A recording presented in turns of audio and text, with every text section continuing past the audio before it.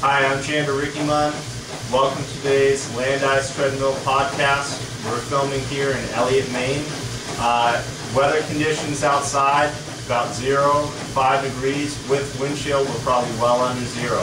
This is going to be a great example of how you can put your Landice treadmill to good use during the winter months or really any time of the year. Kat is on the Landice 8700, which happens to be about 12 years old. It's a testament to the durability of the Landice machines.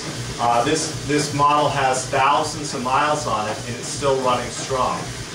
Today, what I'm going to give you is an example of a functional threshold fartlek workout. As previously stated in some of the training tips that we've put together, it's important that you add some variety to your routine when approaching your treadmill-based training. And today's going to be a good example of that. Right now, Kat is in the midst of a warm-up, and what she's going to be doing over the next 20 minutes is gradually increasing the intensity of her warm-up session. She's going to do so by varying both the speed at which she's operating at and increasing the grade from time to time.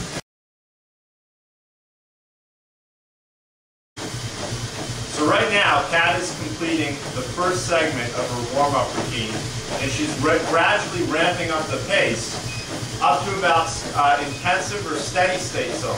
The objective here during this segment of the workout is to start increasing her respiratory rate, her lactate levels, and start getting her muscles warmed up and ready to go for the main segment that she's going to commence at about minute 20 of the workout.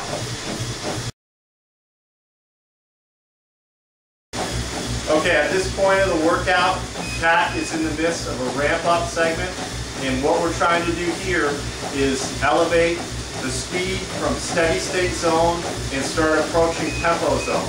She's going to be spending the majority of her main set working at or slightly above functional threshold pace, and so the objective of this session, or this segment, excuse me, is to start getting her ready for the paces and the corresponding lactic acid levels she's going to be facing when she starts that main segment. So what she's doing now is gradually increasing pace up to right around functional threshold pace in 30-second intervals.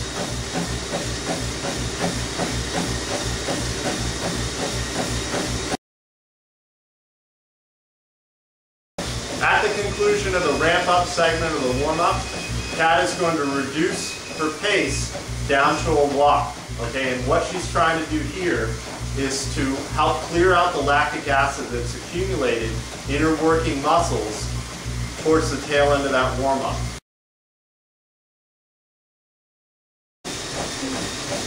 So today's main segment is going to be a functional threshold fartlek set. And what's happening here is that Kat is going to execute a set of 6 by 3 minutes at functional threshold pace.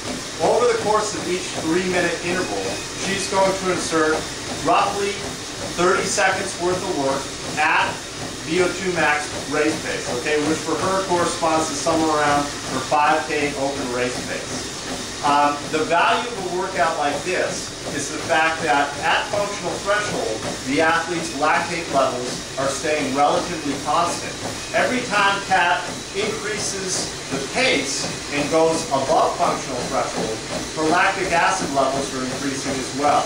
This is a great stimulus for the improvement of not only your functional threshold, but also your body's ability to process lactic acid and help shuttle it or remove it from the working muscles during a hard run.